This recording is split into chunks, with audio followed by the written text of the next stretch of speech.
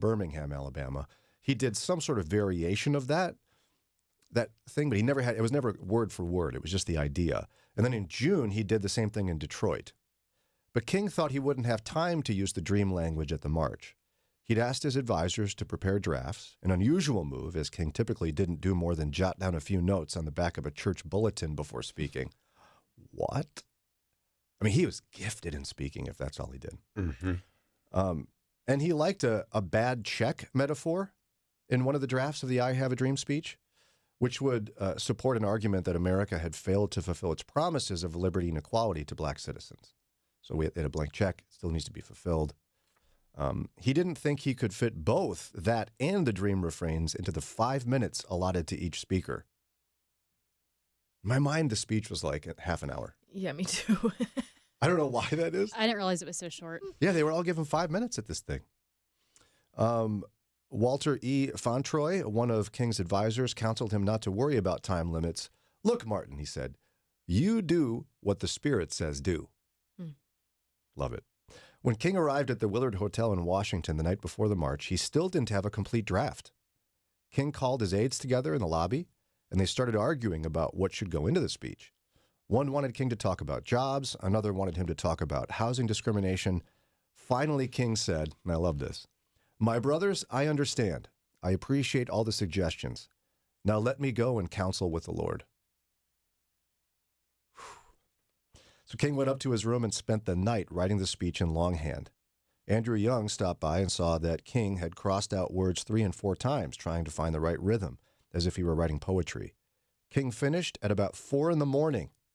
and handed the manuscript to his aides so they could be typed and distributed to the press. The speech did not include the words, "I have a dream." So there was a long afternoon of programming as the day began. It's songs and speeches at the Lincoln Memorial. Many of us have seen that clip, right, of him speaking there. He had the last speaking slot, not just because he was a hard act to follow, but because some of the other speakers thought they might get better coverage on TV if they spoke earlier in the day. Like somebody would clip their speech and prepare it for the evening news. He's like, whatever, I'll take the end. So before him, there was a couple of quick speeches, plus gospel singer Mahalia Jackson sang 2 spirituals. And she was the most famous gospel singer of that time, and perhaps of all time. Yeah. So King read from his prepared text for most of his speech as he got rolling, which relied on the Bible, the Constitution, and the Declaration of Independence. As King neared the end, he came to a sentence that wasn't quite right.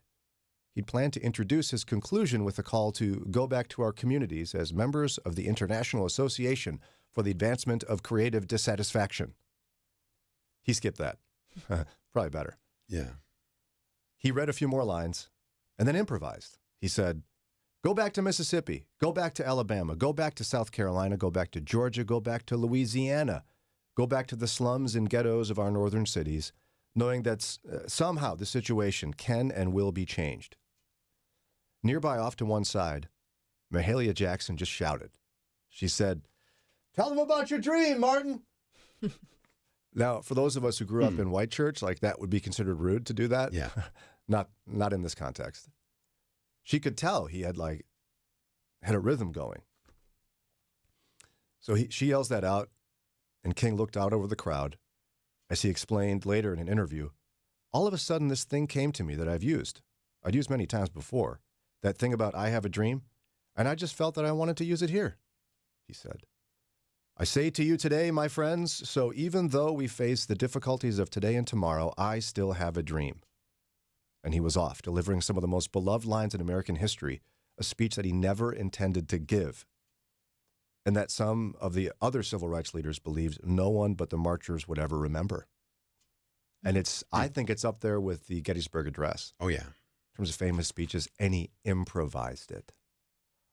What? I know I'm a history nerd, but... That's incredible. Absolutely incredible. I mean, at that pressure that, he's the closer of the big speech. He's in front of the Lincoln Memorial. He just pushes aside the paper and goes for it.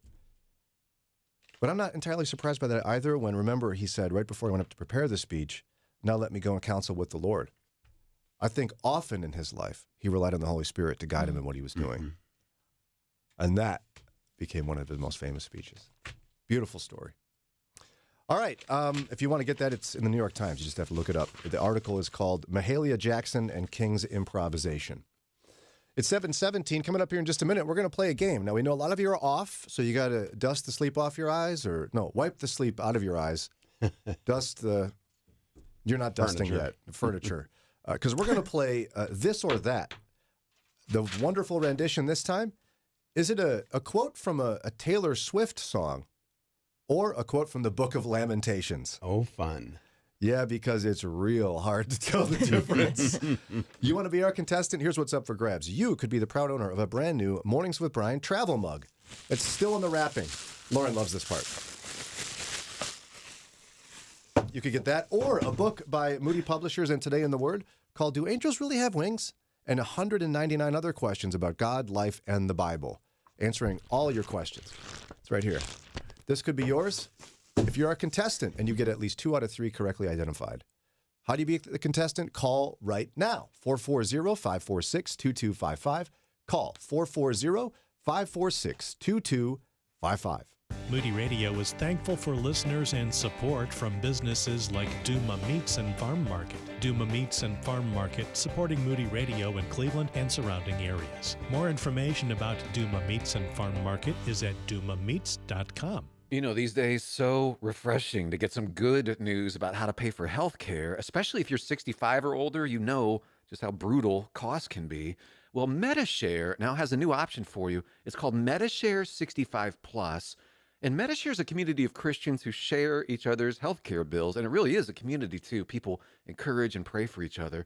If you've got Medicare Parts A and B, MediShare 65 Plus fills in those gaps where Medicare stops.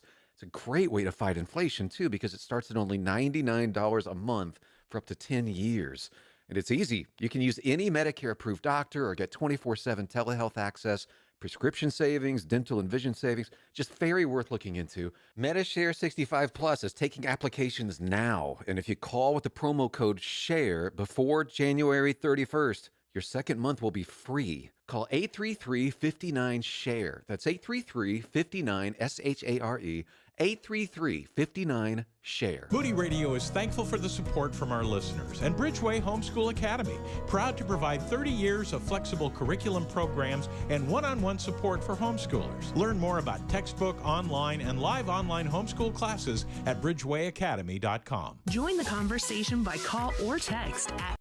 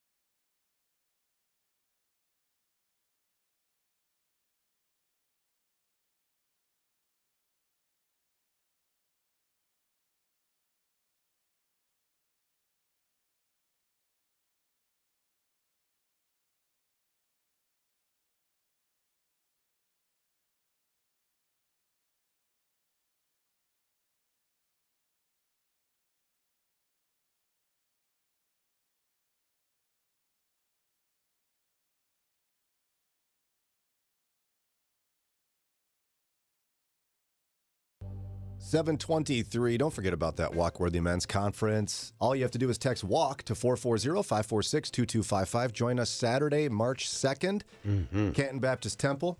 And you can hear Dr. Nick Gatsky, Dr. Mark Jobe, and others. Get your ticket now. Text WALK to 440-546-2255. All right, it's time for Taylor Swift or Lamentations. I'm going to read you a quote, team, and we're going to disqualify Daria. Because she's even like, I wouldn't call myself a Swiftie. That's what Swifties say. So it'd be unfair if you played. So we got Ron and Lauren here. Okay. Are we ready? Yes. Yep. Quote number 1. Oh, perfect timing. Huh. Have you ever seen anything like this? Have you ever seen... Sorry? Start it again. Have you ever seen anything like this? Ever seen pain like my pain? Seen what he did to me? Is that Taylor Swift? Or Lamentations? Ron's coughing. Ron, what do you think? I think Taylor Swift because it says what he did to me. I was thinking the same. I'm going to go Taylor as well. All right, you guys say that was Taylor Swift. Oh, and you my are gosh. incorrect. It was Lamentations. Now you got that wrong. Are you going to give me a prize if we win? Yeah, I'll give you a tip. Okay. No, let's see. The next one. Is this Taylor Swift or Lamentations?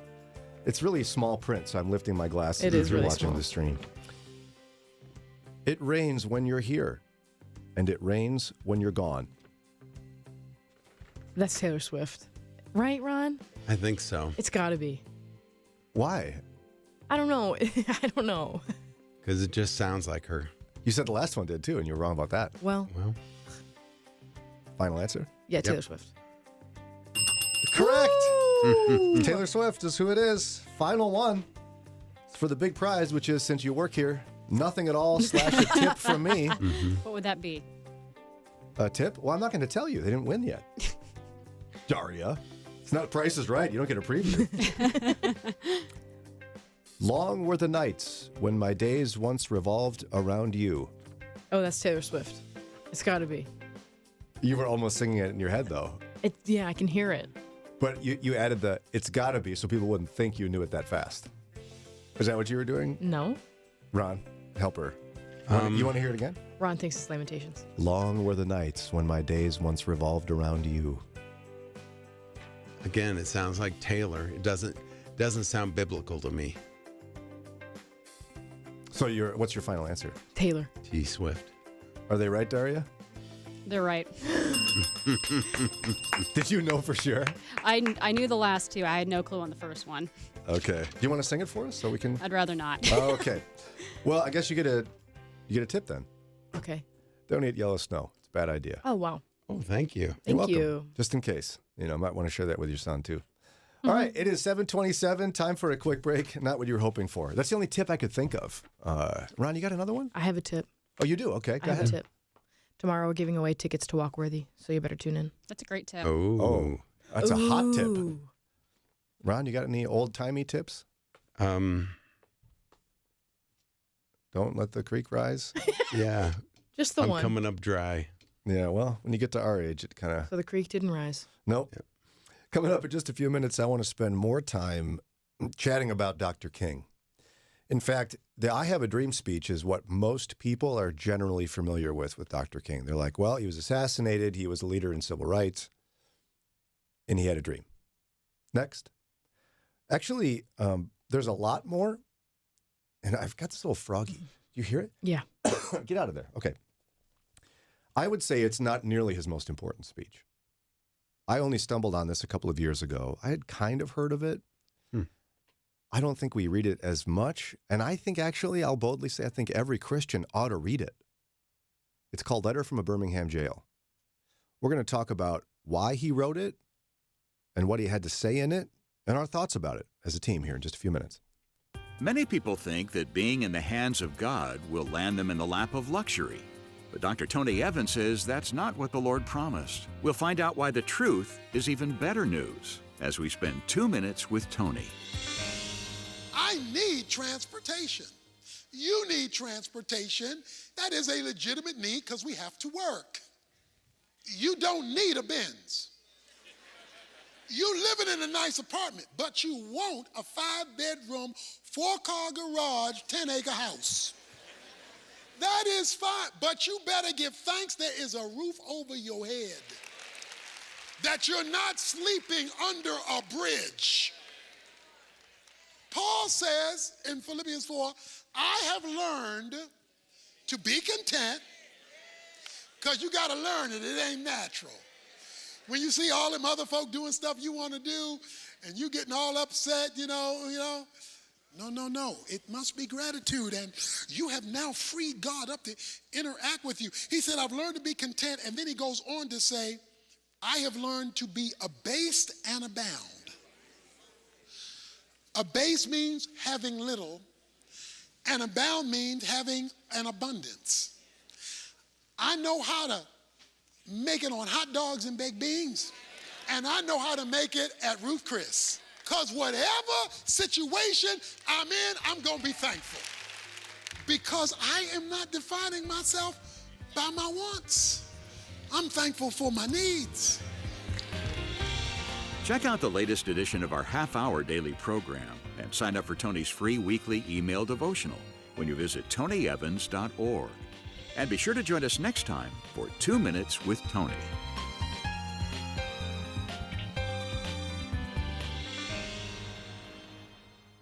If you want your children or grandchildren to know the Bible, realign your family around God's truth. Starting now, the Today in the Word devotional will provide you with a free family Bible study lesson every month. Created by students at the Moody Bible Institute, these learning activities help children better understand God's Word. This month's study of Genesis helps your children understand what happened in the beginning. Download your free family study right now at todayintheword.com. You're investing, right? But what about in your marriage? It's not just like you say I do and then life is great. We need to make this a priority. In a lot of ways, we're on autopilot. Family Life's Weekend to Remember is your weekend to reinvest in each other. It totally changed the way we look at marriage. We invested in each other and it's paying off. Register for any location nationwide by January 22nd and save 50% at weekendtoremember.com.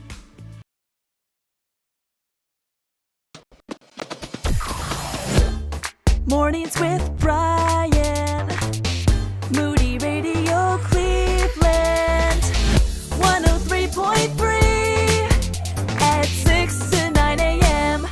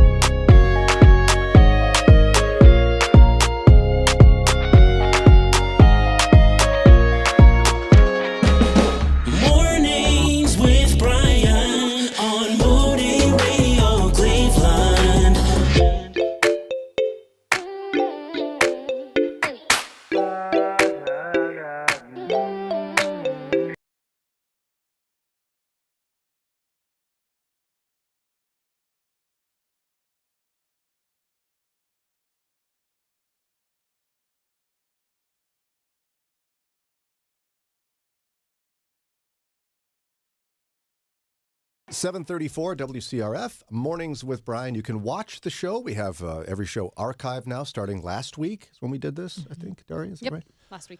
You can text live to 440-546-2255, and we'll send you a link to watch us on YouTube, or you can just search for us, Mornings with Brian on Moody Radio Cleveland. Look for 4 incredibly attractive people popping onto the screen, and you go, oh, that must be them. Fair enough? Yeah. Yeah, I like it. Okay, so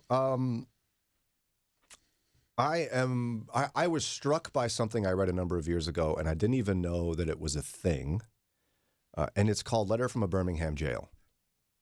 It's one of Dr. King's most important works, dare I say, the most important work he wrote. Mm-hmm.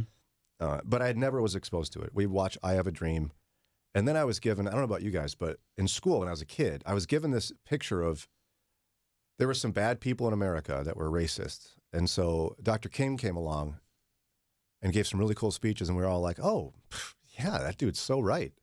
And like the church and everybody got behind him, and then we passed the civil rights movement. The end. Mm. Wow. Is that what you were given? I mean, I know we've talked about this before, so that's not at all how it worked out. But yeah. I had this idea in my head that Christians were all like, yeah, this guy's right. He's a pastor. Anybody? I think I had similar growing up. There was this cartoon that they made us watch every year. I think it was called My Friend Martin or something like that. Basically, it's like this kid goes back in time and meets Martin Luther King. And so it's kind of dumbed down and to make it more kid-friendly, but you do see some of like the uglier things. Like they show the aftermath of his house getting bombed. Mm-hmm. And then at one point, this kid's like, I have to take, it's like Kid Martin that he met. So he's like, I have to take you back to my time so you don't die. And then you see how terrible the future is because Martin Luther King didn't do what he did. Mm. Yeah, and I think we all have seen some of the, fire hoses, dogs, and things like that, but we all just go, ooh, that's bad. It's a good thing we all snapped out of that. And it's just, I think, a cheapening of the story, the way we truncate it. Mm-hmm. Yeah. And I was stunned at how much opposition Dr. King got from Christians, not just white Christians. There were a significant number of black Christians who were like, no, I think we're fine. I know it sounds crazy, but it's true. And major Christian organizations nationally either ignored him or condemned him. And it was startling to me. Yeah. And as a powerful example of this, you can't just look at Letter from a Birmingham Jail in isolation. You have to figure out why he wrote it. And a while back when it was cool to blog, I kind of dug into this. I don't know. Why did it stop being cool to blog? What's that about? It's coming back. Is it? Yeah. Do I have to blog again now? That's your choice. I suppose so. So here's some stuff I figured out. In early 1963, 7 pastors and a rabbi from Birmingham, Alabama joined forces to publicly rebuke Dr. King. Mm. They're unhappy with nonviolent demonstrations King and his colleagues were leading against segregation in their city. King had planned to come with a bunch of people to hold some demonstrations in Birmingham, one of the most segregated, disgustingly racist cities in America. They published their joint statement in both of the city's newspapers. This is a group of Christian pastors and a rabbi. And they called the peaceful actions extreme measures and unwise and untimely. And they urged citizens to withdraw their support. Now, in fact, I pulled the statement itself that was published in the paper. I won't read the whole thing, but you've got an Episcopal bishop signing this, a Roman Catholic bishop. You've got a Methodist bishop, another Methodist bishop, all of them. You've got an Episcopal bishop, a Presbyterian. You've got the pastor of First Baptist Church in Birmingham signed this as well. All of them condemning Dr. King coming to demonstrate about all that's happening terrible in their city. And here's portions worth reading. It begins this way. It's published on April 12th, 1963. We, the undersigned clergymen, are among those who in January issued something called an appeal for law and order and common sense in dealing with racial problems in Alabama. We expressed understanding that honest convictions in racial matters could properly be pursued in the courts, but urged that decisions of the courts should be in the meantime peacefully obeyed. Later it says, we are now confronted by a series of demonstrations by some of our Negro citizens. By the way, I'm quoting from historical documents, don't be offended. Directed and led in part by outsiders. We recognize the natural impatience of people who feel that their hopes are slow in being realized, but we're convinced that these demonstrations are unwise and untimely. We further strongly urge our Negro community to withdraw support from these demonstrations and to unite locally in working peacefully for a better Birmingham. When rights are consistently denied, a cause should be pressed in the courts and in negotiations among local leaders, not in the streets. We appeal to both our white and Negro citizenry to observe the principles of law and order and common sense. Signed, all the Christian leaders in Birmingham. So is there issue with the sheer act of civil disobedience, or did they think that things were fine as they were segregated and with people being treated unfairly? It seemed to me that like some of their personal convictions, if you research these 8, again, 7 pastors and a rabbi, some of them were much more racist than others. Some were kind of in favor of it, but they had a couple of objections. One of them was civil disobedience. They thought this needs to be solved by the courts. Mm-hmm. Because, the courts did such a great job in American history with solving this problem. Oh, yeah. Which to me, they're smart enough to know that. Mm-hmm. And second of all, they didn't like that it was, quote unquote, outsiders coming in. Mm-hmm. So, you're from the outside, you can't come in. Don't come in here. No one invited you. Get out of here from our town. We're working this out. Okay. But I think we have to let it sink in that this was 7 of the biggest Christian leaders in Birmingham wrote a letter together. Think of the organization it takes to get Episcopals, Baptists, and Methodists to come together. Right. And a rabbi. Yeah. All of them agree, hey, no outsiders here, and whoa, calm down. Just wait. Slow down. The courts will figure this out. And they all signed it and published it in both newspapers. And this is shameful. I mean, yeah, you could say, well, they didn't know better at the time. I don't know. I think throughout history, there's been a remnant of followers of Jesus who've seen racism and slavery and all those things for exactly what it is, wickedness. Right. Can we give them an excuse? Like, oh, it was the 60s. They didn't know. I mean, on one hand, I understand them being uncomfortable with people breaking laws. Like, I understand that, but I have to wonder if that was kind of a cover for the fact that they were totally fine with the segregation. Mm-hmm. Yeah, I think that was often, slow down and wait was somebody who really was at their core pretty racist and didn't want change, but it doesn't sound as mean. Yeah. I don't know. That's really hard to process that there were, again, I think we should generally obey laws, but in this case, this was just a horribly unfair law. And I don't think Christians had any obligation to uphold them. And then, again, 7 pastors and a rabbi publicly rebuking another pastor. Yeah. In the local news. What's more, to make it worse, Time magazine described the demonstrations as, quote, poorly timed protests. The New York Times said King and his colleagues should exercise more patience. President Kennedy urged him to wait. Billy Graham called on King to, quote, put the brakes on a little bit. These are things we don't like to hear. Right. But they're absolutely true. Now, history would prove them all wrong, because guess what? Shortly after he penned his epistle from jail, the letter from Birmingham jail, the world watched in horror as Birmingham police attacked children with dogs and fire hoses during a peaceful protest. It turned the tide of the civil rights movement, basically, because national news, again, kids held a peaceful march, and they unleashed dogs and fire hoses on them. I wonder who was right about there was a problem that needed to be urgently solved in Birmingham, Alabama. We don't want to think about these things, but this is embarrassing. Isn't it? I mean, I wasn't there. I wasn't even born yet. But as a follower of Jesus, I go, wow, ouch. Yeah, we should be embarrassed. That's embarrassing. And then sorry, go ahead. It's really easy for white people to tell a person of color to wait and be more patient. Right. I mean, when a white person has never had to, fear for their life. And they've been waiting how many years since the founding of the country for equal treatment at this point? Right, exactly. Patient, they already have been. Like 150 years at this point. And they're being patient by being peaceful about it. Yeah. Yeah, it's brutal. Makes me wonder what we're getting wrong right now. Right. One of those issues that we're willing to publish in newspapers and declare from the rooftops that in 50 years we'll be ashamed of. We can't pretend like it's those dumb people in the past that got stuff wrong and we get it all right today.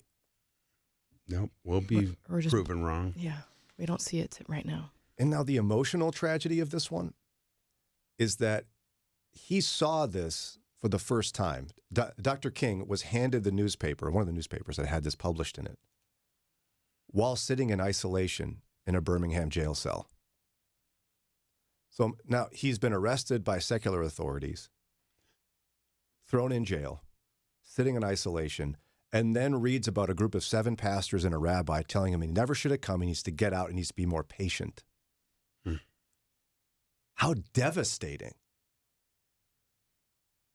A group of pastors doing this? And you got Dr. King, Pastor King, reading this. Like, did they try to talk with him? No. I'm sure not. Nope. It was published for the whole public to see. Right. And he had a supporter sneak in a copy of the newspaper for him to see it. He wasn't going anywhere. They could have come in and talked to him. Exactly. Clearly, they weren't interested in that. He was an outsider, right? I mean, that's the it's outsiders coming in here. We're fine in Birmingham. We're working it out. Yeah, right.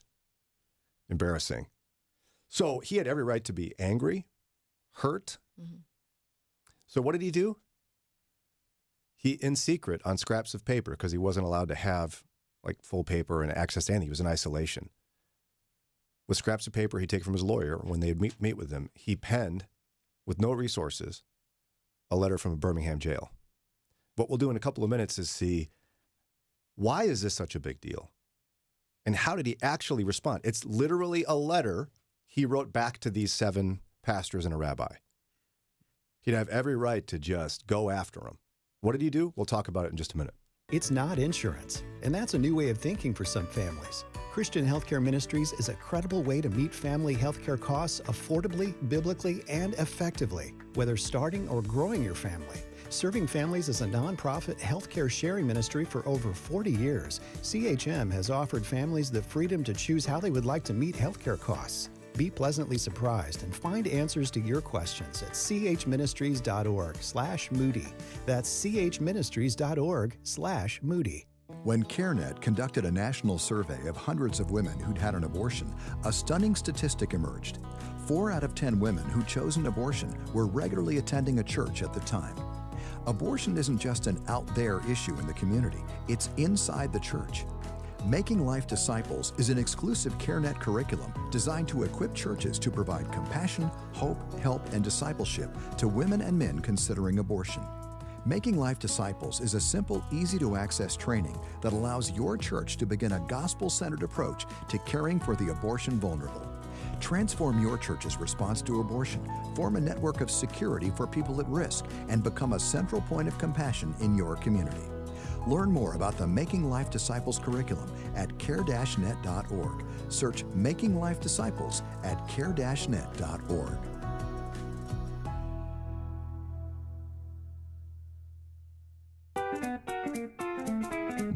Helping you take the next step in your walk with Jesus. It's Mornings with Brian on Moody Radio, Cleveland. 748 WCRF, Mornings with Brian. I've said it in years past, I'll say it again. I think one way for you to observe as a follower of Jesus, Martin Luther King Jr. holiday here in this country, is to take the time, it's not that long, and read Dr. Martin Luther King Jr.'s A Letter from a Birmingham Jail. Mm-hmm. If you have the Bill Bennett book, the Book of Virtues, it's in there. That's where I first came across it. It's also available, if you Google it, so many organizations have free PDF copies of it. Mm-hmm. And it won't take you long. But if you're just tuning in, I wanted to make sure to highlight why he wrote this letter. He wasn't just like, let me write a letter. This sounds fun. No, he was jailed in Birmingham for peaceful protests.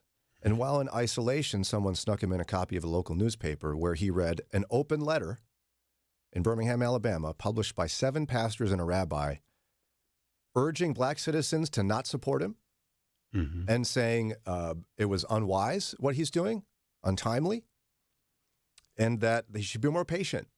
And by the way, you're an outsider. What are you even doing here anyway, essentially was what they told him.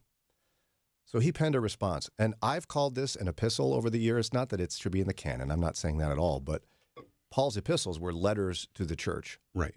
And this was a letter to the church. Mm-hmm. He wrote a formal response on scraps of paper to this group of clergymen. Here's, I can't read the whole thing today, but I'm going to read portions of it. Here's what he said.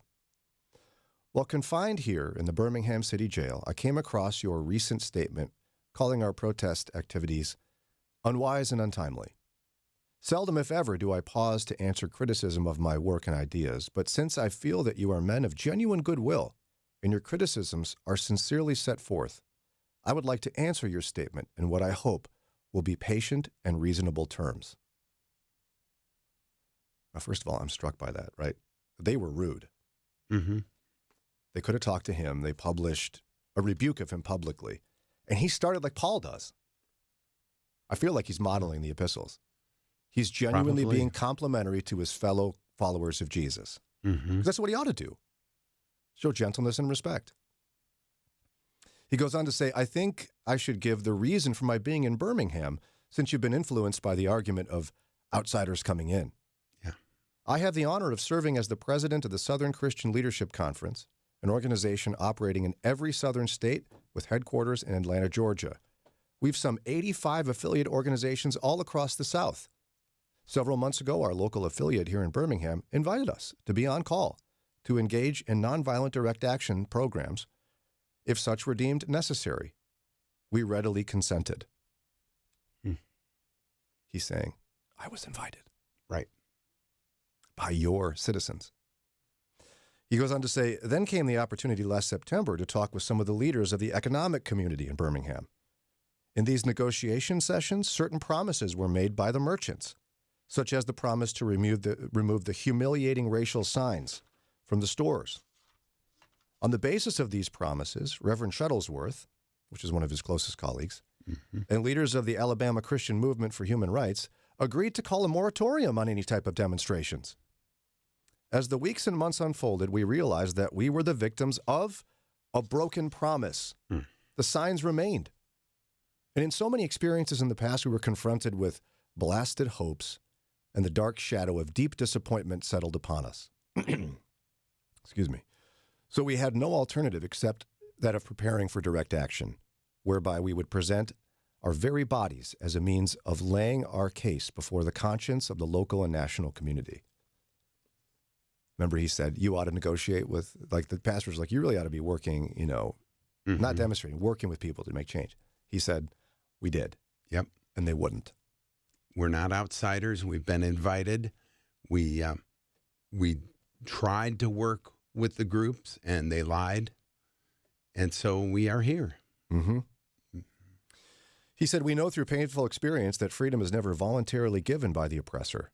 It must be demanded by the oppressed.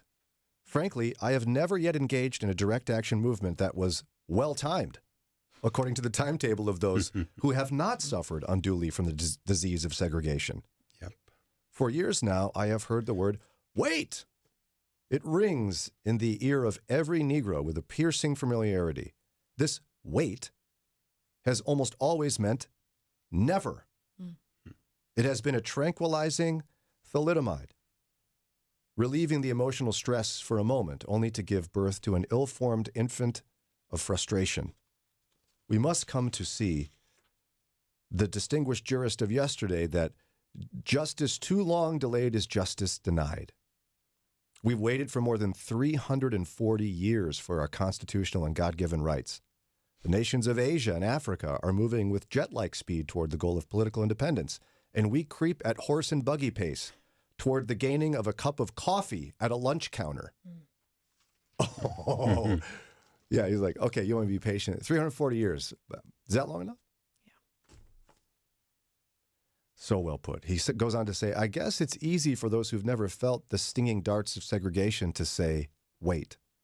But when you've seen vicious mobs lynch your mothers and fathers at will and drown your sisters and brothers at whim, when you've seen hate-filled policemen curse, kick, brutalize, and even kill your black brothers and sisters with impunity, when you've seen the vast majority of your 20 million Negro brothers smothering in an airtight cage of poverty in the midst of an affluent society, when you suddenly find your tongue twisted and your speech stammering as you seek to explain to your 6-year-old daughter why she can't go to the public amusement park that has just been advertised on television, and see tears welling up in her eyes when she is told that Funtown is closed to colored children, and see the depressing clouds of inferiority begin to form in her little mental sky, and see her distort her little personality by unconsciously developing a bitterness toward white people.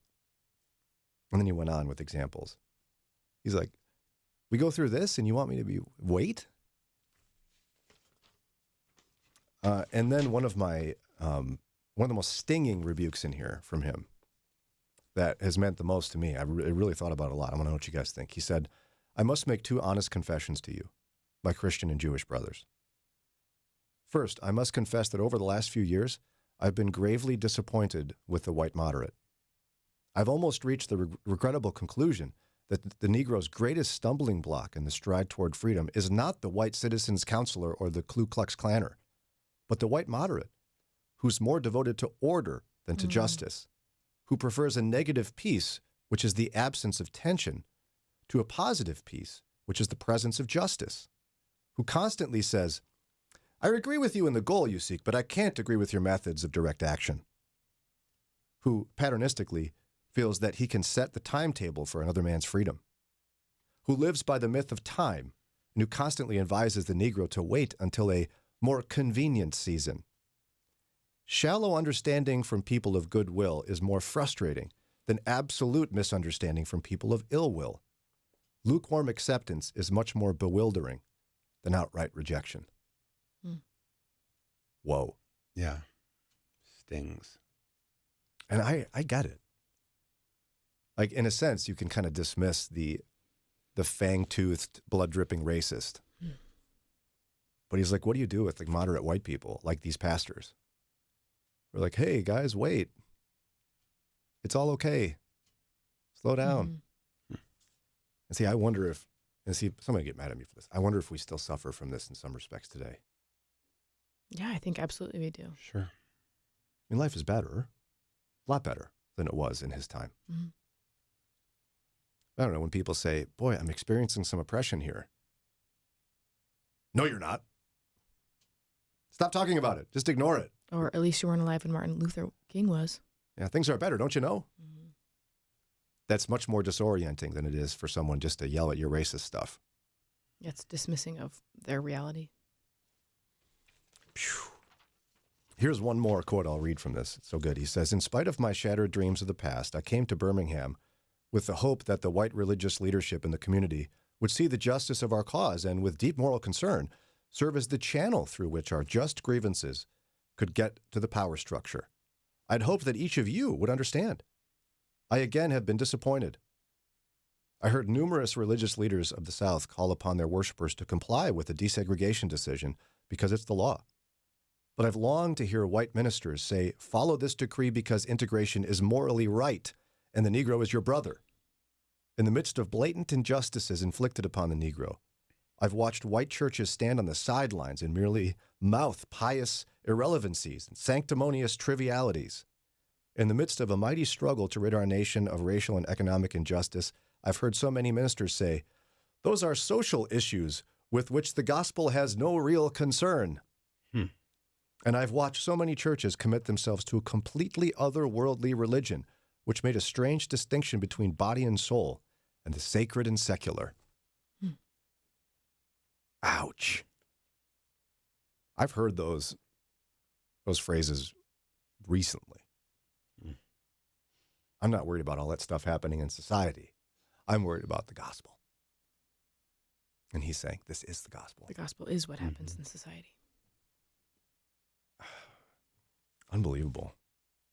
I don't know. There's a part of me that's frustrated. I didn't hear much about this as a kid, that he was rejected so thoroughly by other Christians who were white. Like publicly rebuked. Can you imagine how disappointing it was for him? Like he thinks he's acting in righteousness according to God's word. And Christians are like, calm down, buddy. And they're not denying that what he's saying is true. It's gospel-centric truth. They're just saying, I don't know if it's for me. I don't know if it's for this time. Maybe you should wait. You're not from here. Yeah. Which, that to me, that is the silliest argument of all, because it's injustice happening. It shouldn't matter if it's in your town, your state, or even your country. It should anger you, and you should seek to do something about it. Yeah. It's sad how many of these still ring true today. Not to the same degree. I'm not the guy claiming it's the same. It's not the same. It's way better. After this, the Civil Rights Act was passed, the Voting Rights Act. Those didn't erase racism. But the idea that Christians will ignore social problems because they think, oh, I'm just worried about the gospel. That's the only way to solve this problem is just Jesus. Not me doing anything of consequence. Or showing people what it's like to live out the gospel in their lives. How convicting. And again, I think we've lost sight of the fact that he was a spiritual leader. Mm-hmm. It's one of the points I made in my article that I walked away from reading a book about this, that the Civil Rights Movement was first and foremost a movement of the church, the African-American church. People don't realize this, but before marching, there were prayers, sermons, hymns, an offering, sometimes communion. Mm-hmm. That's how marches would start. And nobody tells me that. I never heard that. I just heard, hey, everybody get together, let's march. His intelligence blows me away. Yeah, to write all that without having a Bible in front of you to search from, because I can't write that eloquently even when I do have the opportunity to look through a Bible and concordance and whatnot. Mm-hmm. He wrote it in pieces, too, because he wasn't technically supposed to have access to anything to write with. And in the midst of it, he also quoted, I didn't get to these, but he quoted Augustine, Thomas Aquinas, T.S. Eliot, Jefferson, Lincoln, and others, all on scraps of paper with no resources. Unbelievably sharp. And then, I have heard the criticism, too, where some Christians are like, well, he went to liberal seminaries. Because he couldn't go anywhere else. Right. Exactly. And he had some liberal theology. Sure he did. But again, remind me which conservative seminaries were accepting black students? Mm-hmm. 0. Not a single one. Here's the one that'll really get you. Dallas Theological Seminary is considered one of the preeminent evangelical institutions in the country. They granted their first PhD to Dr. Tony Evans. First black PhD to Dr. Tony Evans in 1982. So if you hear anybody critiquing his theology, he's too liberal, well, I guess that would be our fault then. Because he couldn't get into our schools. I'm saying that as a white citizen. Right. Whatever. Crazy, huh? It's worth reflecting today on a man of God who made a big difference for the kingdom and for this country. It's 8:02, time for us to get to a break. When we come back, we're going to be joined by a friend and regular contributor to the show, Brian Upton from Building Hope in the City. Brian on Moody Radio Cleveland, WCRF Cleveland, WVMS Sandusky, WVML Millersburg, WVMN Newcastle, WVME Meadville, WVMU Ashtabula, and everywhere with the Moody Radio app or at moodyradio.org/Cleveland.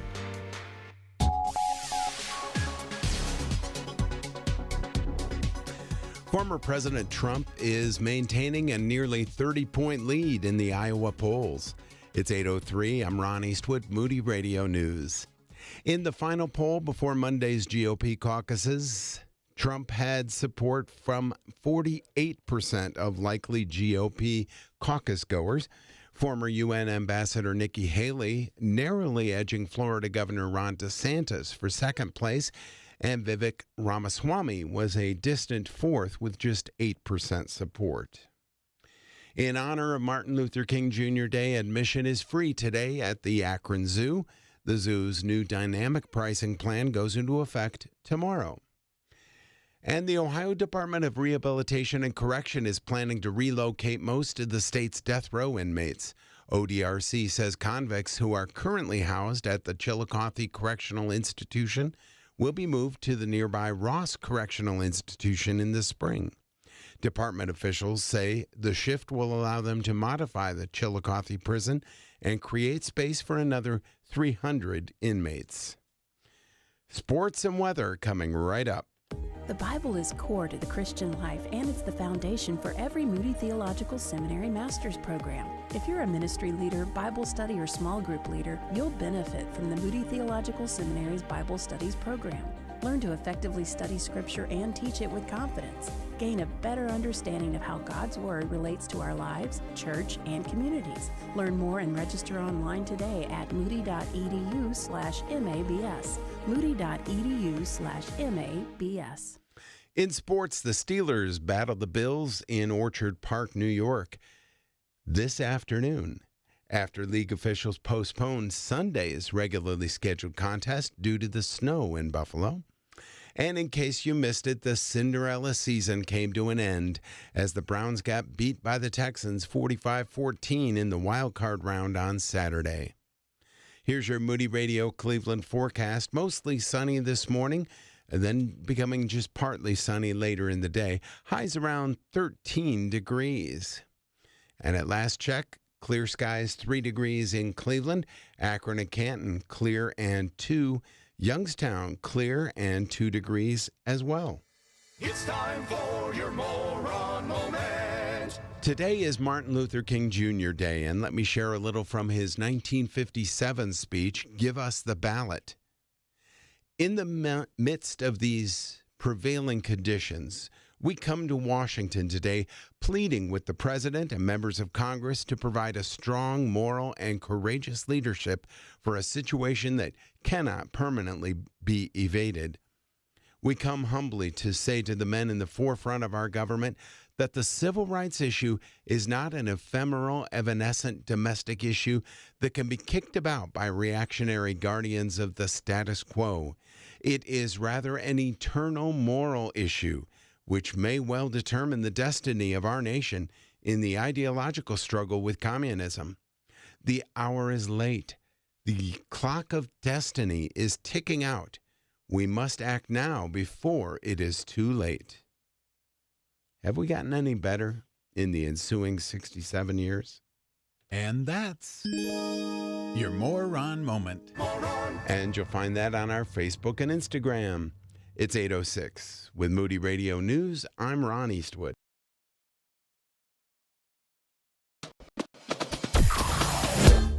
Mornings with Brian. Moody Radio Cleveland. 103.3 at 6 to 9 a.m.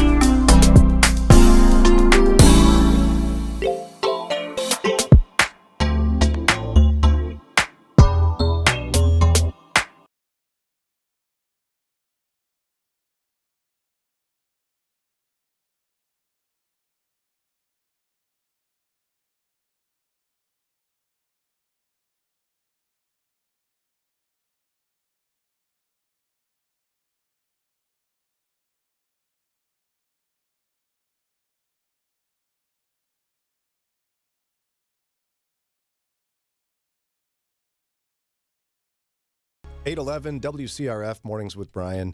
One of the things I love about what we do here on the show is that we don't just randomly grab interviews out of the sky, right, or out of the mailbox, like a lot of people do. We just create a list of people we love and trust who see the gospel as it's written, as it's supposed to be lived out. One of those people is our friend Brian Upton. And Brian Upton is the executive director of Building Hope in the City. As I flip pages, that's right. I got it right. Brian Upton, welcome back. Thanks. You got it right. Good to have you here. You know, your organization, for those who don't know, because somebody could be tuning in just on a holiday here, can you remind us in the elevator speech what you all do, Building Hope in the City? Yeah, we are a Christian community development organization here in Cleveland. Our mission is to advance the good of the city, magnify the mission of Jesus, and unleash the capability of underestimated people. We practice that in a few contexts. We're probably best known. You guys have been supportive and helped to raise the platform for years of our immigrant and refugee work. Thousands of people from across the world arriving in Cleveland every year, and we represent many people from across the body of Christ that welcome them, doing community development and affordable housing work on the Near West Side, and operating social enterprises that create second chance employment for folks, first chance employment for folks, and then a lot of leader development from within and across the church, be it with congregations and pastors or people who are starting brand new nonprofits across the city. How can we build into their work and network us as a body? It's an ideal thought that we would be one body working on some of these issues together, the issues you've been unpacking here this morning. Yeah, it's something we're really passionate about. And, you know, I think well-intentioned people from just anywhere, really, could just presume, oh, I'm a Christian, so I know what's best for someone to do as a missionary in the DRC, or somebody who needs to do or wants to do ministry in the city of Cleveland. Just because you're a Christian doesn't mean you know what someone needs. Right. So you all are focusing in the first quarter on how to understand the city in order to minister to it. Yeah, that's right. Why? Because it's really important that the body of Christ be motivated and prayerful and following the gospel commands, but that they also be wise, that they understand the systems, the dynamics of neighborhoods, that refugees don't just arrive here out of nowhere. There's an entire chain of events that have happened internationally, that under-resourced neighborhoods and communities don't just end up that way. There is this ties back to your last segment. Now that we're sitting here on MLK Day, but under-resourced communities don't just end up that way. They end up that way through a series of systematic choices and individual choices. Right? It's a mix of both, and what we try to do at Building Hope is not just be great practitioners of this work, but also impart what we know to our partners, to churches across the region, that if they want to engage with us or they want to engage in another ministry alongside of us, this information and these is important for work to be on target.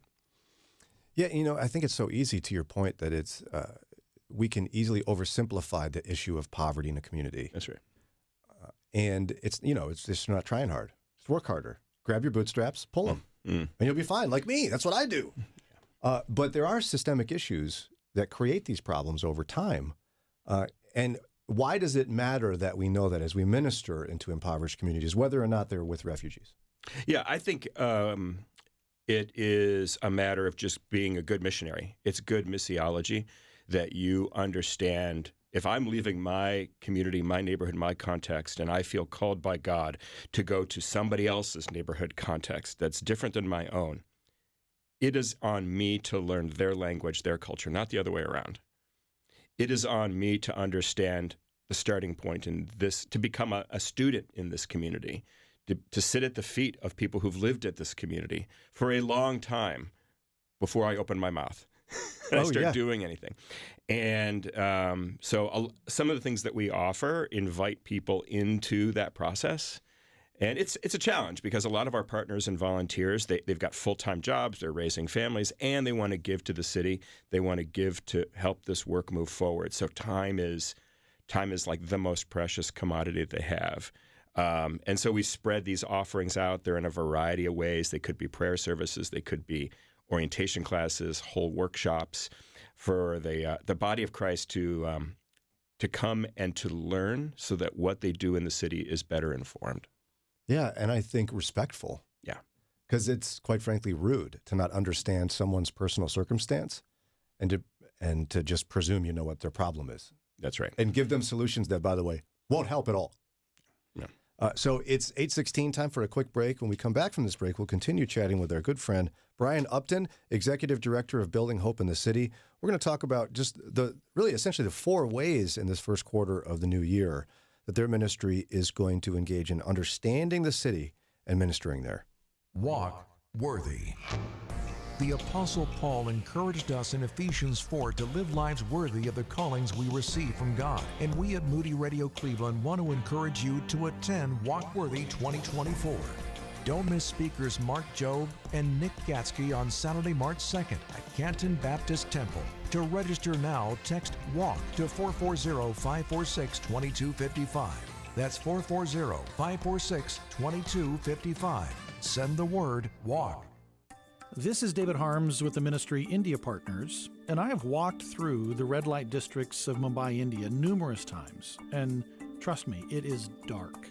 Young girls have no joy in their eyes because they feel they have no future, and they'll be stuck in the trade for the rest of their lives. But once they get into a safe house run by India Partners, well, just listen.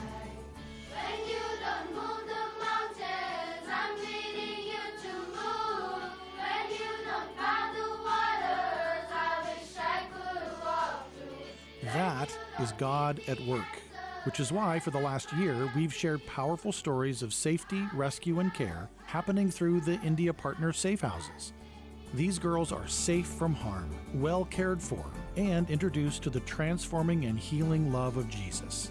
Learn more about the power of rescue and care in a safe house at indiapartners.org/Moody. Join the conversation by call or text at 440-546-2255. It's Mornings with Brian on Moody Radio Cleveland.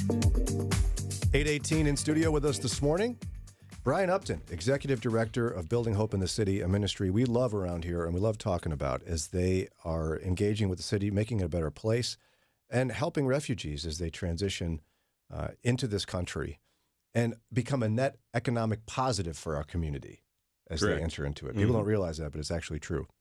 Now, you all are trying to really focus in the first quarter here on understanding our city and ministering there and helping other people do the same. And it looks like you've kind of organized this effort in about 4 areas. That's right. It's the 4 basic areas of adult learning, and that is if you want to engage with adults, it's around engaging their heads, their hearts, their habits, and their hands. Forgot the last H. So we've got all 4 of those kind of boxed up here for your listeners today as ways to engage in this work during Q1, maybe as part of a new year. Let me re-engage. Let me engage for the first time or re-engage in city work. How can I do that with, my hands, my heart, my head, and my habits? It's a great question to be talking about today. Oh, for sure. In fact, on the show, we love talking about Romans 12:2, which would be to let God transform you into a new person by changing the way you think, is the NLT version of that one. So when it comes to head, we do have to think about things differently. You're going to be offering understanding poverty workshops. That's right. Somebody might go, I get it, they're poor. What are you trying to say? Yeah, it's an all-day workshop on February 24th. I'm actually leading it. I've been leading this workshop with a couple other staff members for a long time at Building Hope in the City. It's all based out of the Ruby Payne AHA process stuff that's been around for quite a while. We just take it and contextualize it for volunteers and for Christ-centered ministries. So we kind of messed with the curriculum a bit. And it's about a 6-hour workshop on February 24th. It's free to anybody that wants to come. And that workshop I largely describe it as a day of deconstruction for attendees. We are deconstructing our own ideas about what poverty is and what it isn't. And we are also deconstructing and really taking a magnifying glass at the middle class and understanding our strengths and our deficiencies as well, and then comparing and contrasting that and recognizing that these are cultures, these socioeconomic groups in our country are cultures, and cultures have values and ways of communicating and ways of relating that are unique to themselves. And when Christ calls us to be reconciled to our brother, even our low-income brother or sister, we have to recognize that those cultures are coming in contact with one another. And sometimes that contact is beautiful, and it can lead to a lot of great aha moments. And sometimes it can lead to conflict and misunderstanding with one another, judgment especially. I think we hear that a lot. So that class on February 24th is all about like deconstructing everything that we understand about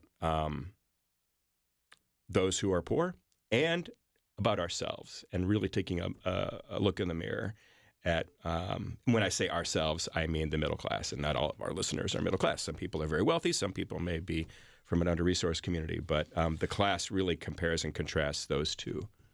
So I was a high school teacher years ago in a previous career, and I only remember one teacher training on like a teacher training day, and it was a day when Ruby Payne came and taught about her book, The Language of Poverty. And you used some of that material. I remember vividly her describing the language of poverty in a way that's made so much sense to me as they were helping us train for our students who were from a variety of backgrounds. When you're very wealthy, like if you take the idea of what the questions you ask after a meal, I remember it was for a wealthy family, they'll ask, "Did you enjoy it? Did you enjoy your meal?"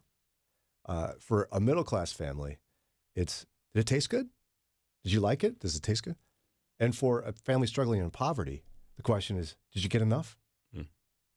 And even those things, it's like, wow, that makes so much sense to me, but I never even thought that somebody would ask a different question than I heard growing up, which was, "Did you like it?"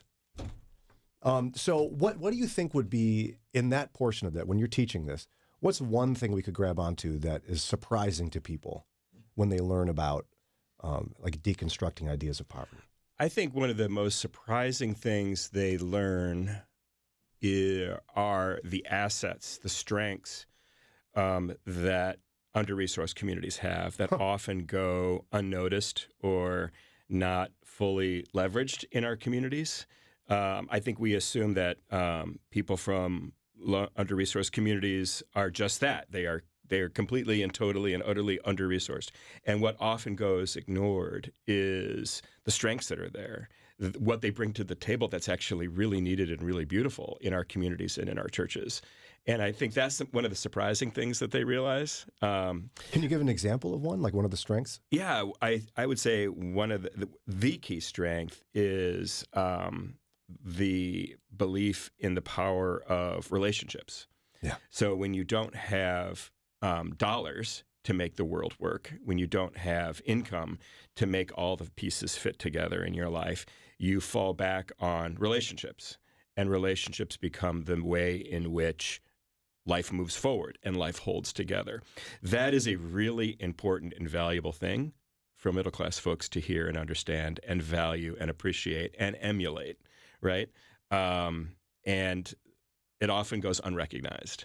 Yeah, it does. I mean, the need for and focus on community, something we as Christians are supposed to develop, but it's hard in middle and upper class families because we can be so quote unquote self-sufficient. I mean, I vividly remember my wife when we lived in the south side of Chicago. She got a flat tire with all the kids in the minivan in a neighborhood that some people might consider to be scary, for example, although we didn't think it was. If it was middle class, we pictured people like being suspicious of a woman with a flat tire that pulled over, maybe like look out the windows, not come out, maybe call the police, maybe do something like that. In this neighborhood, somebody walked up before she could even think about it, knocked on the window and said, "Hey, I'm going to change your tire for you. If this was my wife, I wouldn't want her to be stuck here alone having to change a tire with kids. So you just relax. I got you." And the person changed the tire for her. Isn't that beautiful? And that's what you're talking about, this idea of that's an asset we could all learn from. That's right. I'm focused so much on head because I like that kind of thing. What about heart? Like, how are you going to help people better engage their heart in areas of poverty and in the city? Yeah, so in February and March, we are encouraging a citywide book read with us and our staff. And so we're encouraging folks to purchase this book and then enter into both in-person and online group discussions about it. And it's kind Michelle. of a book club. Yeah, it's kind of a book club, but it's for the whole city. And the book is The Power of Proximity by Michelle Warren. Michelle Warren and her husband are pastors and in the inner city of Dallas. And her book is about how she relocated her family from the suburbs of Dallas to the inner city of Dallas, because they were going back and forth serving in this context, but not really living in this context. And I think the Spirit got under her skin, and what she saw got under her skin, and she chose to, let go of her home in the suburbs and relocate into the city. And the book unpacks that process and that experience, the good, the beautiful, the hard of that, and how it really changed her and her family's approach to understanding the gospel. So it's called The Power of Proximity. It's not a very long book, but it's Ooh, I like it already. It's full of great lessons learned that will engage your heart. And we're bringing her here in April. So after Easter, she's going to come as part of a multi-day kind of summit and gathering, and is going to be a great open to the public sharing with her as she kind of unpacks some of the lessons from the book as well. So I think that's a great way to engage our heart and be challenged. And she makes it really clear in the book. Look, she's not advocating that we all sell our houses and move into the city. For some people, that may be exactly what God is asking you to do. That's right. But I think what she is challenging more of the body of Christ to realize is, all right, if I'm not called to pick up and move physically, how can I move socially? How can I relocate a part of my life socially? How can I broaden the restaurants I go to, the neighborhoods that I prayer walk around? How can I start visiting, inner city congregations from time to time? How can I include people from different cultures or different socioeconomic levels than my own in my social circle, so that I'm relocating socially, if not physically? I think there are some people that are called to pick up, and there are many that we know at Building Hope who have done just that. But I think it's going to be a great way to engage our hearts here in Q1.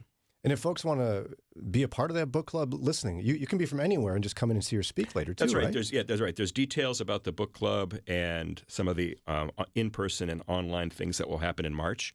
And then she will be here in late April. And Lauren's got the Amazon link pulled up right now in front of me because she's that good. So people could text, I bet, and you just send them a link. Yep, I'll send you a link if you'd like the book. Again, 440-546-2255. It's so important. I mean, I wish I could say I moved to an inner city for spiritual reasons. I moved for economic. It's actually, you want affordable housing? Move to the inner city. That's for my wife and I work in it. I was, breadwinner in a nonprofit family. Yeah. And it ended up being one of the most wonderful experiences of our life, where really neighbors were a thing that we hadn't experienced before that. Yeah. It's beautiful.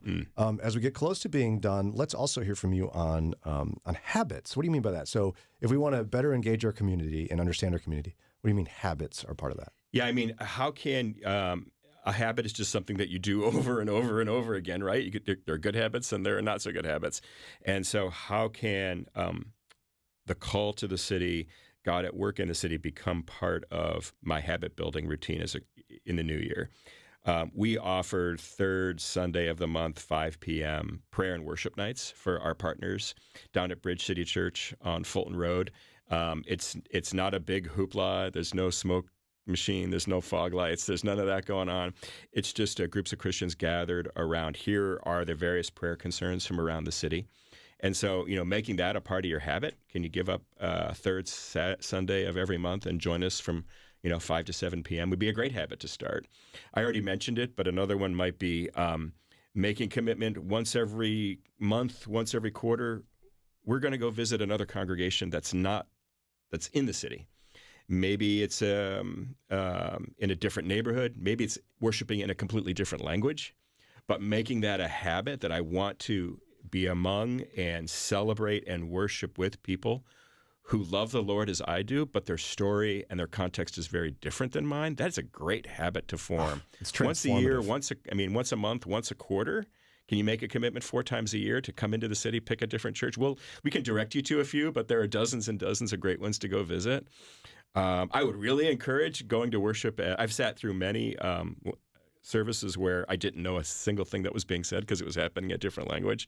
And sometimes those are the most beautiful services to sit through as I just pray for what's happening in the room right now for these believers. And you will be welcomed. Oh, yeah.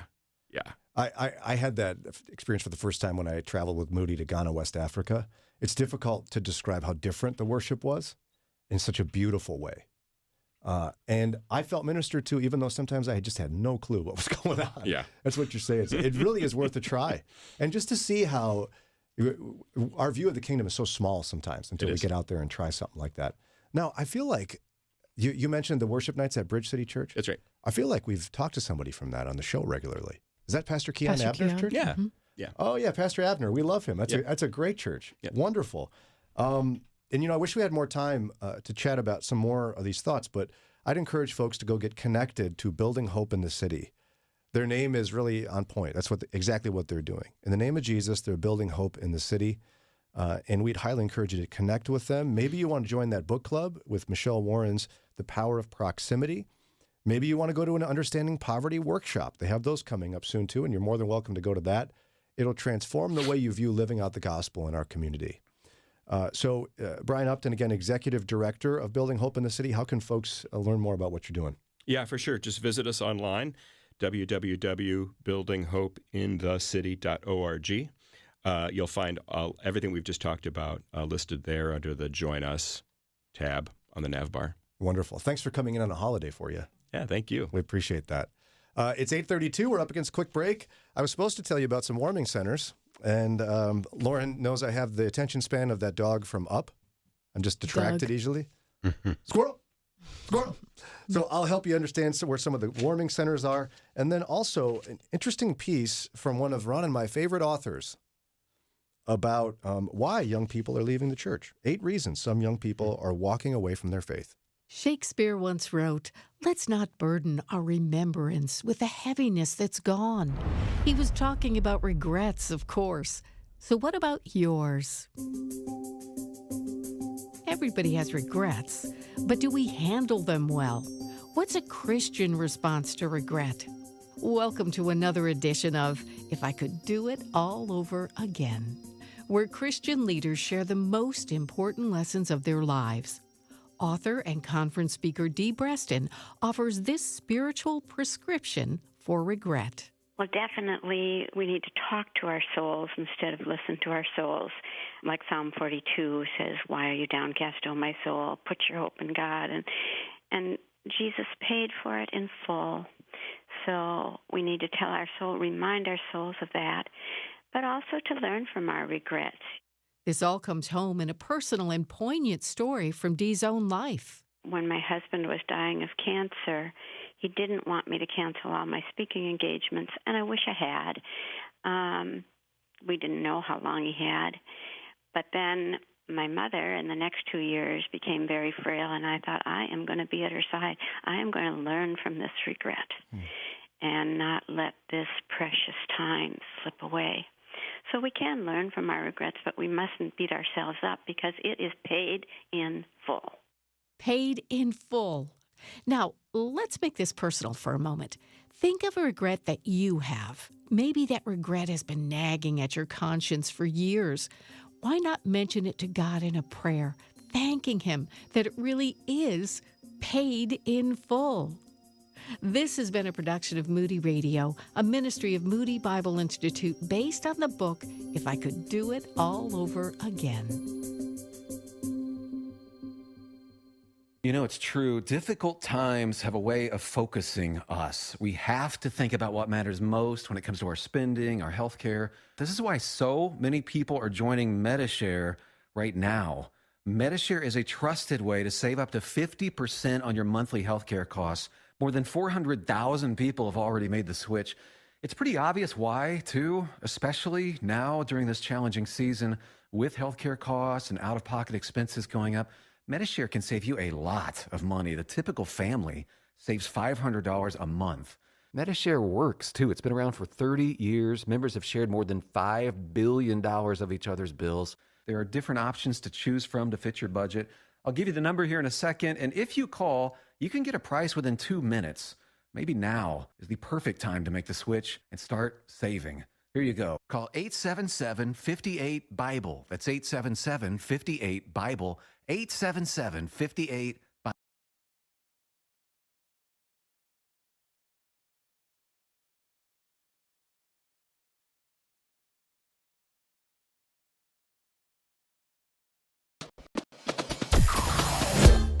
Mornings with Brian. Moody Radio Cleveland. 103.3 at 6 to 9 a.m.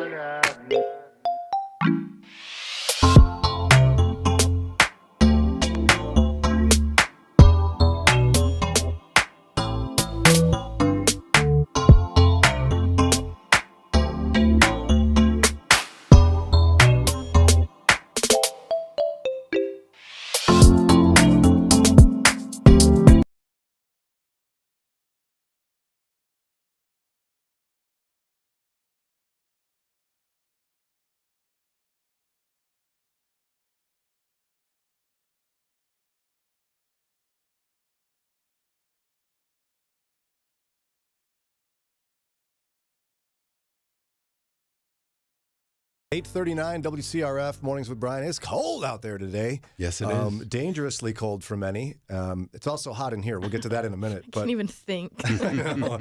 But it's so cold outside. There are some warming centers, and so I would encourage you to, if you need that and you don't have a warm place to hang out, you got to check it out in Cleveland. Like, for example, the Michael Zone, Zelma George, Collinwood, and Sterling Rec Centers are going to be open extended hours from 11:30 a.m. to 10 p.m. each day. Through Wednesday to provide people with a place to stay warm. And also the City Mission is a space, if you're experiencing homelessness and you need to get out of the cold, not everybody chooses to be part of the programming, but you can get warm. Right. And if you're listening to this, just find the City Mission. I know you can find it. It's on Carnegie Avenue.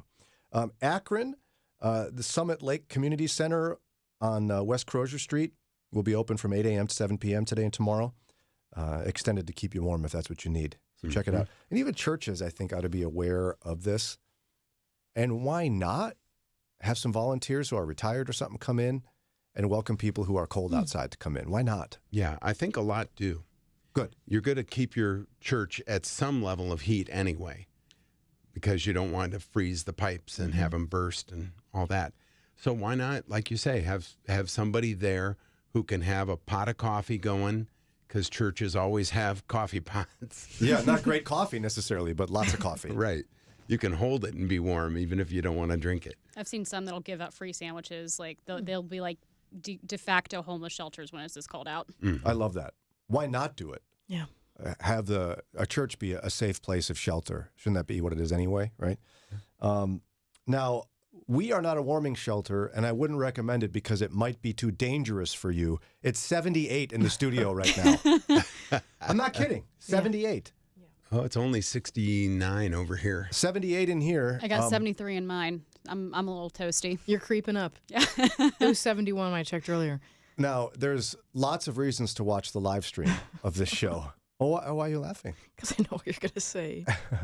So go to the live stream. Just find us on YouTube or text live to 440-546-2255. Lauren was real concerned for a long time that she was getting too hot, had to take off her nice sweater. Is that a fleece? It's a fleece. It's an LL Bean. Mm-hmm. It was a cute fleece. She was worried about taking it off because of her T-shirt that she's wearing. I wasn't planning on taking off my sweater today. It's a Saved by the Bell shirt. Yeah. Explain it to those who aren't watching right now. It's Kelly Kapowski. Why don't you show the camera so people can go look? It's Kelly Kapowski. Kelly Kapowski. Yeah. And who is she again? What's the actress's name? Do you even know? I don't know. I don't know. Why isn't it a Screech shirt? I thought he was your favorite. Because I don't have a Screech shirt. He is your favorite. Probably. He's so weird. People have accused me of being like Screech before. I don't know if I resemble that see remark or not. Hey, wait. What? Well, anyway, we now know one of your secret fan things because it's so hot in here. Yeah. All right. One of the things I want to talk about today is an article from the Christian Post by an author Ron and I love. Oh, yeah. It's been many years since we've grabbed one of his articles. I don't know if the ladies are ready for this, Ron. Probably not. His name is Chuck Lawless. Oh, this guy again? Yeah. Chuck Lawless. Doesn't it make you want to do that? The tumbleweed is coming. Chew on a piece of straw. It's high noon. Chuck Lawless is here. He'll meet you in front of the saloon. Yeah.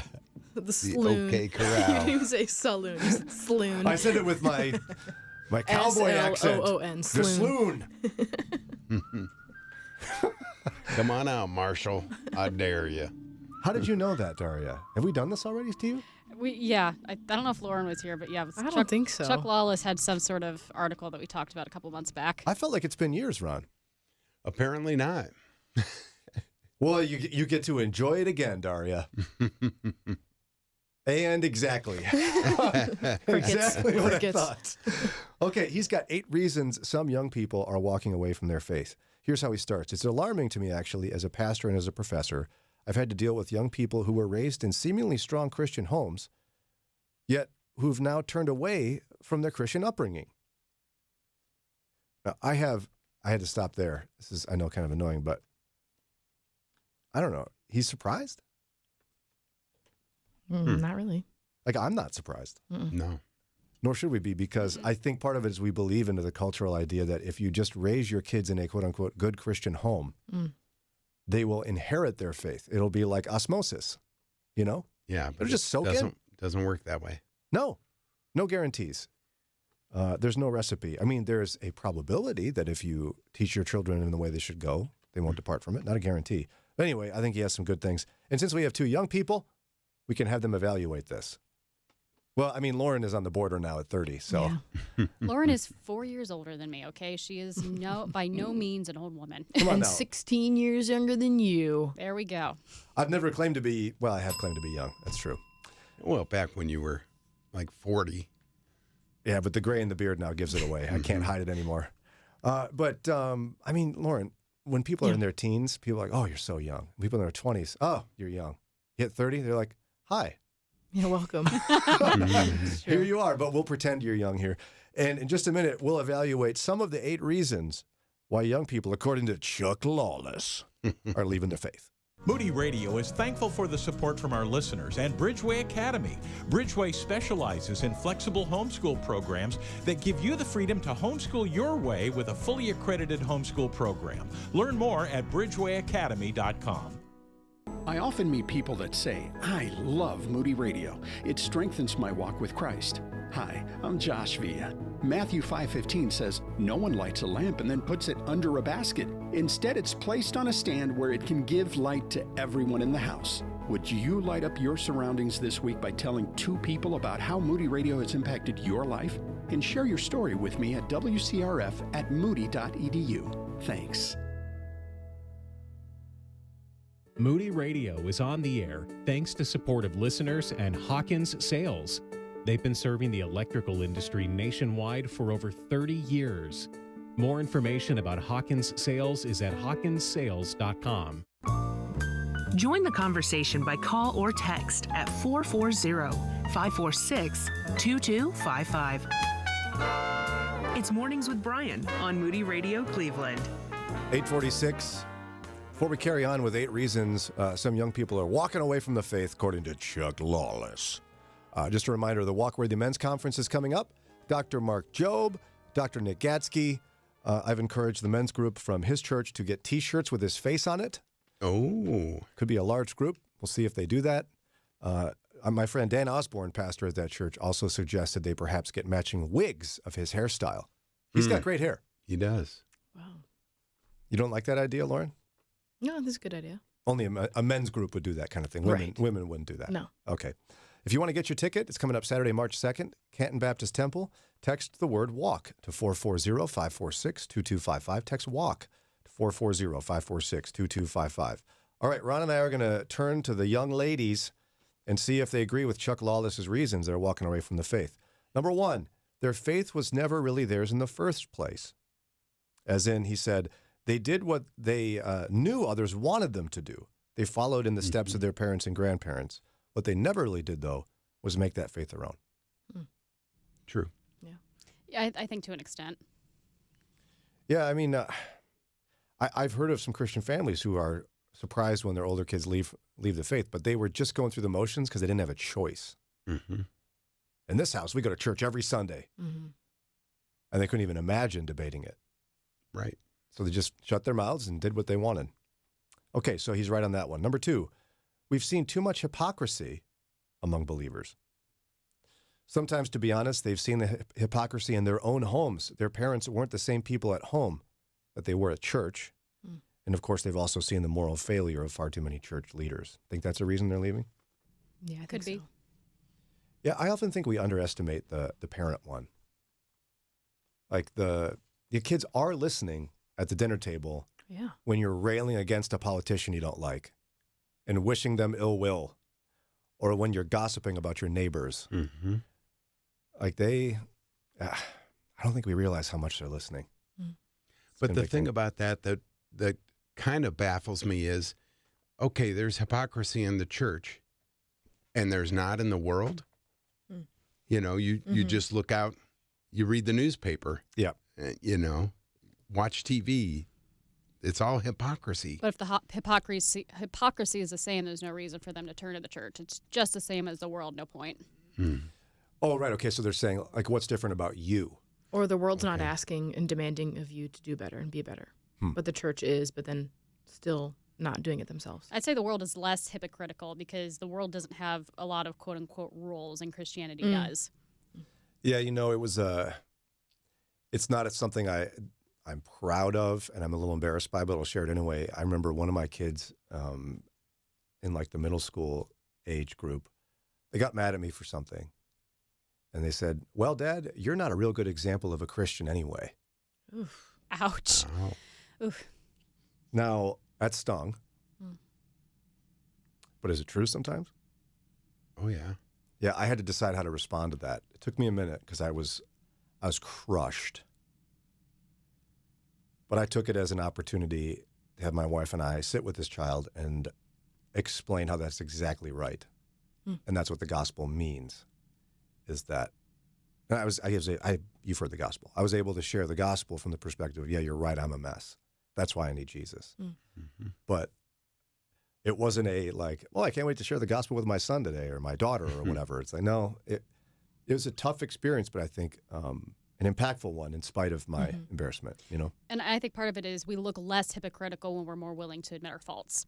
Right. A lot of people, specifically parents with their kids, they just want to project this image of perfection. And that's, they're not perfect, and the gospel says we're not. Yeah, and I think it sometimes comes from a good heart, right? Where they're like, hey, I want to teach you Christian morality, and we're going to have rules in this house, and you're going to do this and that and this and that, and we're going to pray, and we're going to do that. And yet that doesn't allow much room for you to be vulnerable about your flaws. That's kind of what you're saying. Right.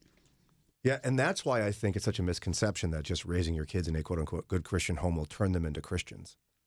If they don't feel safe asking you hard questions or challenging you, good luck. Another reason that Chuck Lawless says young people are walking away from the faith is that they've never really been discipled themselves. Haven't been discipled.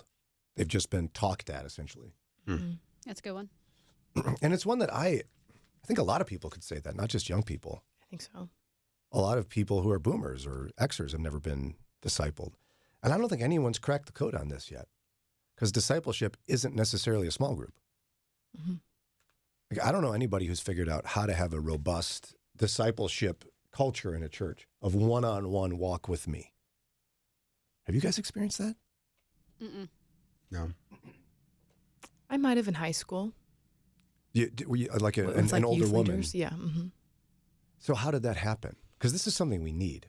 I think it started out as small groups and then kind of went even smaller, like you'd see Jesus with the 12 and then the 3. She took me and another friend of mine more under her wing and spent more time with us than just the broader small group. I bet that really made an impact on you. Yeah. And see, I wonder how often this doesn't happen because we still so segregate age groups in church. Yeah. Now, I get it. When I got a baby, I can't go to church. And some people are just militaristic about this. It's like, everyone has to be together. But maybe this is how discipleship is cultivated if we're not sending kids out or having the teen worship service or whatever. I don't know. I haven't figured this one out yet, so maybe we can. Next one. Chuck Lawless says young people are leaving the church because they've never had anyone legitimately hear their questions, much less try to answer them. Daria, does that sound right? I think it depends on the church. I grew up in an environment where my dad encouraged me to ask tough questions and to question even authority in the church. But I do think a lot of young people haven't been given that permission. They just, God is God, and just accept that. Well, you have to teach them how to accept God as God. And part of that comes with asking questions. Well, yeah, I mean, but you're not supposed to question authority. You're supposed to honor authority, Daria. Sometimes authority deserves to be questioned. Right. There it is. Yeah, I can imagine you asked some spicy questions. Oh, yeah. We had a lot of late night talks when I was growing up. Sounds like you had great parents to cultivate I did. that. That's rare for a kid to feel safe in that. It's hard to cultivate it, you know? Another reason they're leaving the church, they have no real grounding in the word. Here's what he means. People will say, get out of here, frog. This is the word of God. But no one's helped them understand why we believe it's the word of God. It's like, this is God's word. It's God's word. Exactly. Accept it. Or they help, never heard why. or like help interpreting it. There's like, just go do your quiet time and read your Bible by yourself, but not willing to help you understand what it means. Especially when you get to those questions of, this can't be true. Final one we'll share, young people have found a stronger community outside the church than within. They found friends, fun, and fellowship with others, things they're looking for, but they're not really getting it from the church. They're getting it from somewhere else, so they just leave.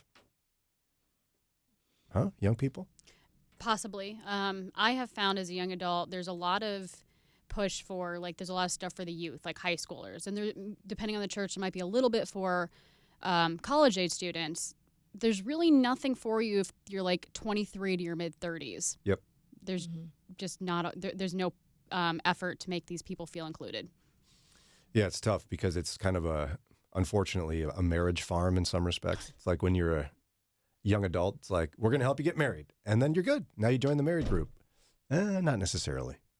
So, all right. Well, that just about does it for this. There's other points. Perhaps we'll cover them on Friday. But for now, we'll get to some music.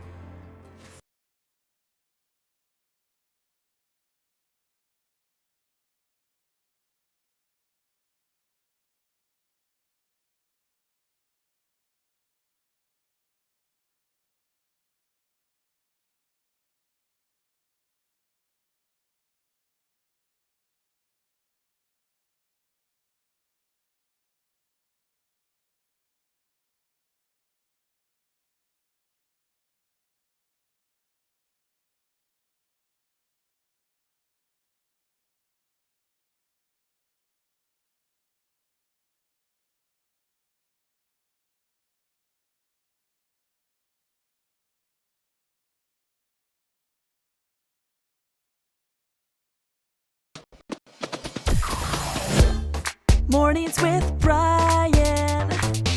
Moody Radio Cleveland. 103.3 at 6 to 9 a.m.